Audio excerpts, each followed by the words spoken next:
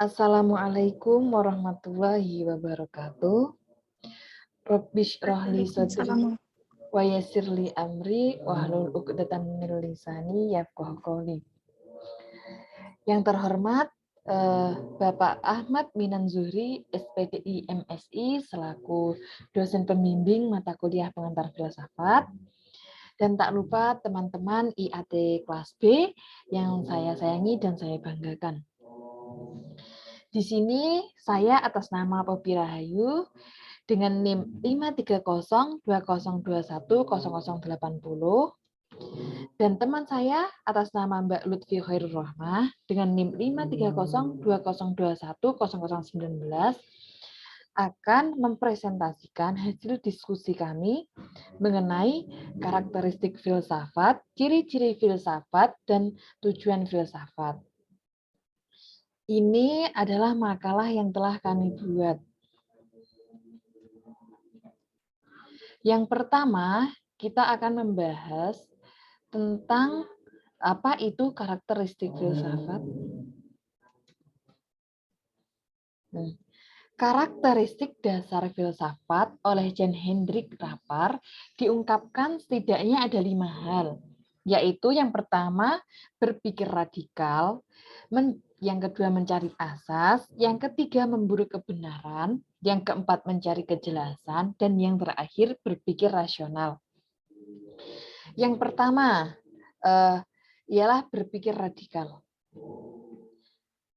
Filosof berpikir secara radikal, maka ia tidak akan pernah terpaku hanya pada fenomena suatu entitas tertentu. Ia tidak akan pernah berhenti hanya pada suatu wujud realitas tertentu. Keradikalan berpikirnya itu akan senantiasa mengobarkan hasratnya untuk menemukan akar seluruh kenyataan, termasuk realitas pribadinya. Berpikir radikal yaitu berpikir secara mendalam untuk mencapai akar persoalan yang dipermasalahkan. Jadi, seorang filosof itu berpikir radikal dengan tidak mengambil satu pernyataan atau satu wacana dari satu orang atau dari satu tempat, tetapi berpikir secara radikal seorang filosof itu bisa mengetahui, mencari, berpikir bagaimana itu bisa terjadi, tapi berpikirnya tidak pada satu tempat. Selanjutnya, mencari asas, yaitu berupaya menemukan sesuatu yang menjadi esensi realitas. Dengan menemukan esensi suatu realitas, maka akan diketahui dengan pasti dan menjadi jelas keadaan realitas tersebut. Oleh karena itu, mencari asas adalah suatu sifat dasar atau karakteristik filsafat. Jadi, seorang filosof itu karakteristik yang kedua yaitu beliau mencari asas, mencari kebenaran. Dia tidak menemukan sesuatu dari satu tempat juga, tetapi dia menemukan esensi suatu realitas, mencari yang sebenarnya, mencari asalnya, mencari ini bagaimana, seperti itu. Selanjutnya, memburu kebenaran. Memburu kebenaran. Berfilsafat berarti memburu kebenaran tentang segala sesuatu. Kebenaran yang hendak dicapai adalah kebenaran yang tidak meragukan. Oleh sebab itu, ia selalu terbuka untuk dipersoalkan kembali dan diuji demi meraih kebenaran yang lebih hakiki. Dengan demikian, dapat ditegaskan bahwa kebenaran filsafat tidak pernah bersifat mutlak dan final, melainkan terus bergerak dari suatu kebenaran menuju kebenaran baru yang lebih pasti. Kebenaran yang baru ini pun masih bersifat terbuka untuk diuji dan dikaji lagi sampai menemukan kebenaran yang lebih meyakinkan. Jadi seorang filosof itu dia mencari kebenaran yang sebenarnya. Dia tidak mengambil keputusan secara tergesa-gesa, dia mencari dulu asasnya, kemudian mencari kebenarannya. Apakah ia itu benar atau tidak? Semakin lama ia mencari, maka semakin semakin ia dapatkan kebenaran yang sesungguhnya. Selanjutnya mencari kejelasan. Berfilsafat berarti berupaya mendapatkan kejelasan mengenai seluruh realitas. Geisler dan Weinberg mengatakan bahwa ciri khas penelitian filsafat ialah adanya usaha keras demi meraih kejelasan intelektual. Mengejar kejelasan berarti harus berjuang dan gigih untuk mengeliminasi segala sesuatu yang tidak jelas, yang kabur dan yang gelap, bahkan juga yang serba rahasia dan berupa teka-teki. Jadi seorang filosof itu mencari kejelasan dengan berjuang dan ya melakukan sesuatu. Seorang filosof itu tidak hanya diam saja, tidak hanya diam terus dia mengerti apa sebab, apa akibat, apa ini selanjutnya, tetapi seorang filosof itu mencari kejelasan yang bagaimana dia mencari itu, dia mendapat kejelasan yang sangat jelas. Dia mencari yang kabur, dia bisa mengejarnya, yang gelap ia bisa meneranginya. Nah, bahkan ia bisa tahu yang serba rahasia dan yang berupa teka-teki, dia bisa mengetahui. Dan yang terakhir yaitu berpikir rasional. Berpikir secara radikal, mencari asas, memburu kebenaran, dan mencari kejelasan tidak mungkin dapat berhasil dengan baik tanpa berpikir secara rasional. Berpikir secara rasional berarti berpikir logis, sistematis, dan kritis. Berpikir logis itu bukan hanya sekedar menggapai pengertian-pengertian yang dapat diterima oleh akal sehat, melainkan agar sanggup menarik kesimpulan dan mengambil keputusan yang tepat dan benar dari premis-premis yang digunakan. Berpikir logis juga menuntut pemikiran yang sistematis, di mana rangkaian pemikiran yang berhubungan satu sama lain atau saling berkaitan secara logis. Tanpa berpikir yang logis, sistematis, dan koheren, maka suatu hal yang tak mungkin dicapai kebenaran yang dapat dipertanggungjawabkan. Jadi, seorang filosof itu berpikir secara rasional. Yang pertama, ia berpikir secara radikal. Yang kedua, dia mencari asasnya. Yang ketiga, memburu kebenarannya. Terus, dia mencari kejelasan. Setelah dia mendapat 4 hal tersebut, tidak mungkin dapat berhasil tanpa berpikir secara rasional. Jadi semua itu harus dipikirkan matang-matang. Seorang filosof itu ininya tidak mengambil segala sesuatu dengan mudah. Selalu dipikirkan apa yang ia katakan, apa yang ingin ia lakukan, pasti selalu akan dipikirkan secara dahulu. Kemudian, ciri-ciri filsafat. Yang di atas tadi ada berpikir radikal, mencari asas, memburu kebenaran, mencari kejelasan, dan berpikir rasional. Masih ada lagi beberapa hal yang menjadi karakteristik atau ciri khas filsafat, yaitu memikirkan sifat-sifat umum, hidup dalam kesadaran, bersifat toleran, dan bersifat subjektif. Yang pertama, memikirkan sifat-sifat umum. Sebagai diketahui bahwa objek kajian filsafat selalu memilih hal-hal yang umum.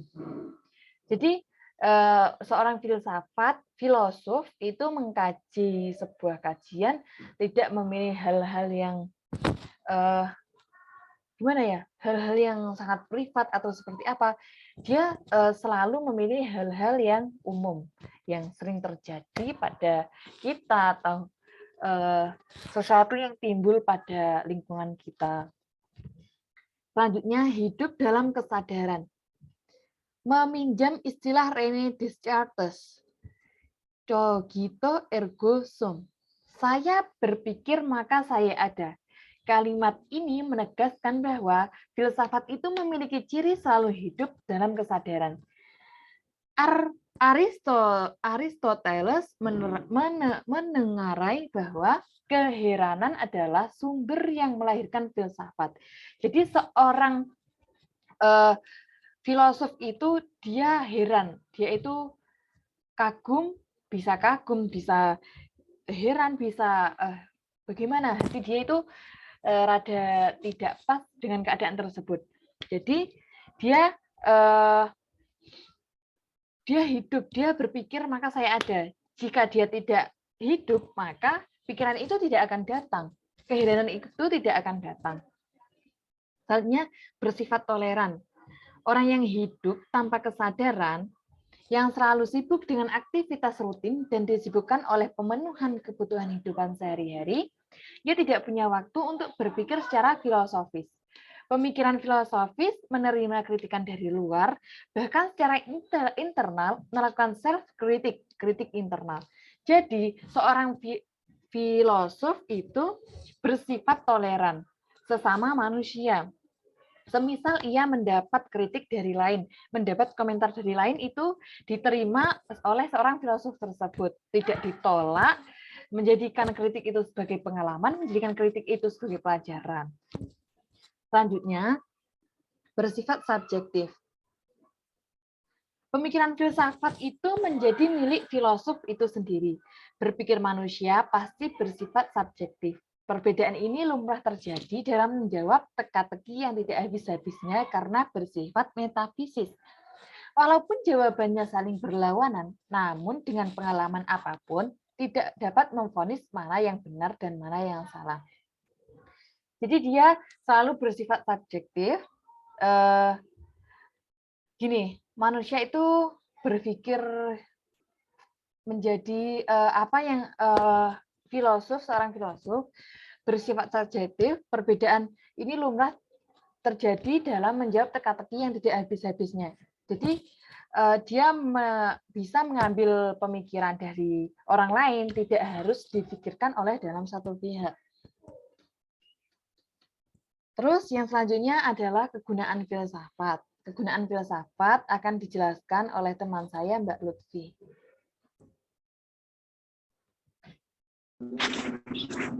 Baik, saya akan melanjutkan materi yang sudah diterangkan oleh Mbak Poppy, yaitu kegunaan filsafat.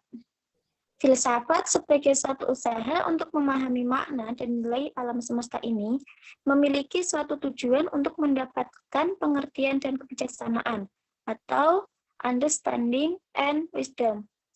Sebagaimana halnya dengan ilmu, ilmu mempunyai tujuan deskripsi dan kontrol, seni yang mempunyai tujuan kreativitas, kesempurnaan, bentuk, keindahan, dan komunikasi, dan ekspresi.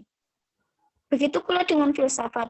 Filsafat mempunyai tujuan, yaitu mendapatkan pengertian yang belum kita ketahui, atau kebijaksanaan yang seharusnya kita dapatkan.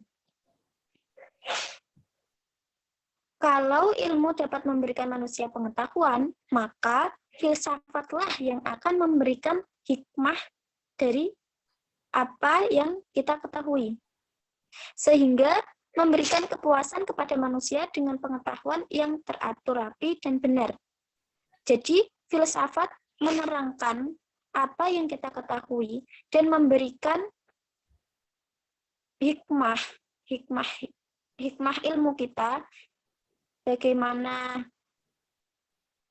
ilmu itu terlaksana dan teratur rapi dan benar. Plato sendiri merasakan berpikir itu suatu hikmah, suatu nikmat luar biasa maksud saya, sehingga filsafat dinamakan dengan keinginan yang sangat berharga. Jadi filsafat tersebut dengan keinginan yang sangat berharga. Sebab tujuan tunggal filsafat adalah menemukan kebenaran. Jadi filsafat sendiri ialah ingin mencari mana yang benar dari beberapa pemikiran. Jadi dia itu membandingkan mana pemikiran yang benar. Di sanalah terletak kebesaran, kemuliaan, dan ketinggian derajat filsafat.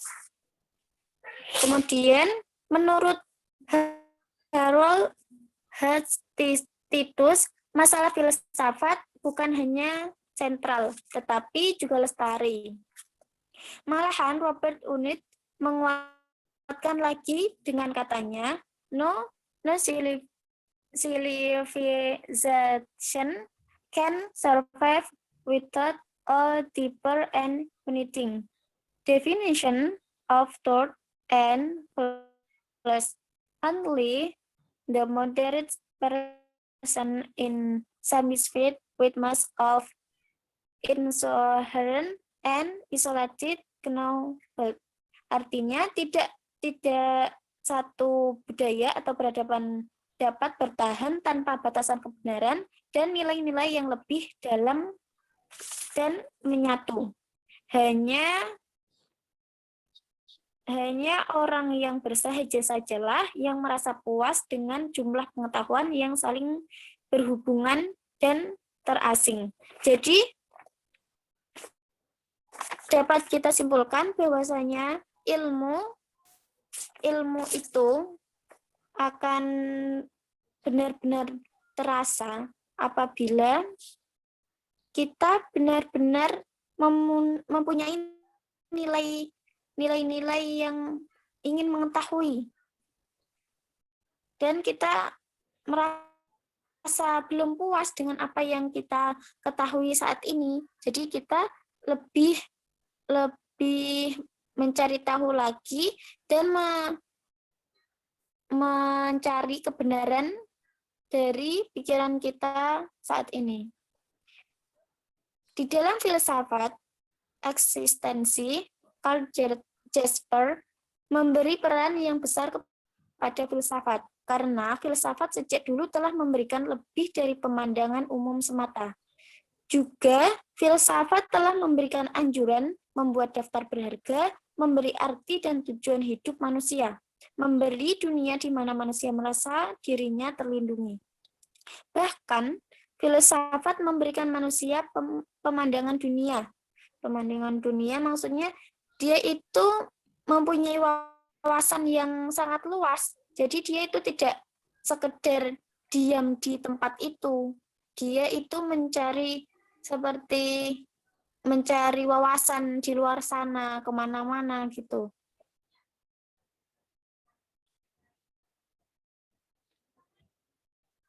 Tugas filsafat tidak hanya mencerminkan masa di mana manusia hidup, tetapi juga membimbing mereka ke arah kemajuan. Fungsinya adalah kreatif, menetapkan nilai, menetapkan tujuan, menentukan arah, dan menuntut pada jalan baru. Sehingga filsafat dapat mengilhami keyakinan kepada dunia baru dengan mendidik manusia yang menggunakan nasional, rasial, dan keyakinan agamanya untuk mengabdi kepada masyarakat. Jadi, filsafat pula yang mengajarkan kita untuk mencerminkan masa di mana kita hidup, untuk bermasyarakat, menerapkan ilmu kita, menetapkan tujuan hidup kita. Sehingga filsafat dapat mengilhami keyakinan pada dunia baru dengan mendidik manusia menggunakan nasional, rasial, keyakinan agamanya. Jadi, di sini pula disebutkan bahwa filsafat mengajarkan kita dengan keyakinan agama untuk mengabdi di masyarakat, tidak hanya terpacu dengan satu tujuan atau satu pemikiran. Filsafat akan tidak ada artinya bila ia tidak lagi memiliki universal, baik dalam ukuran ruang, lingkup, maupun semangatnya. Kemudian, filsafat dapat membantu membangun keyakinan manusia secara intelektual, asalkan konsepsi agama tersebut tidak bergantung pada prailmiah, usang sempit, dan dogmatis. Sebab masalah agama berkisar pada harmonis peraturan, ikatan, pembebasan, dan Tuhan. Kemudian, di sini ada orang yang mempelajari filsafat itu mempunyai alasan tersendiri. Ada yang hanya ingin sekedar tahu apa itu filsafat, dan ada yang ingin menyampaikan atau menuruti hasratnya agar bagaimana itu filsafat sebenarnya, atau untuk mempertajam pemikiran. Sebenarnya dari itu, filsafat tersebut di samping mempunyai arti teoritis, juga punya arti praktis, yaitu orang yang berfilsafat tidak hanya untuk mengetahui, tetapi juga mempraktekkan dalam hidupnya. Jadi, kebanyakan orang filsafat itu tidak digunakan pada tempatnya. Ada yang cuma pengen tahu filsafat itu apa, tidak mempraktekannya dalam kehidupan sehari-hari. Padahal tujuan praktis dari filsafat tersebut ialah menerapkannya atau mempraktekannya dalam kehidupan sehari-hari. Filsafat akan memberi kepada manusia dasar-dasar pengetahuan untuk dapat hidup dengan baik, sehingga ia akan menjadi manusia yang baik dan bahagia.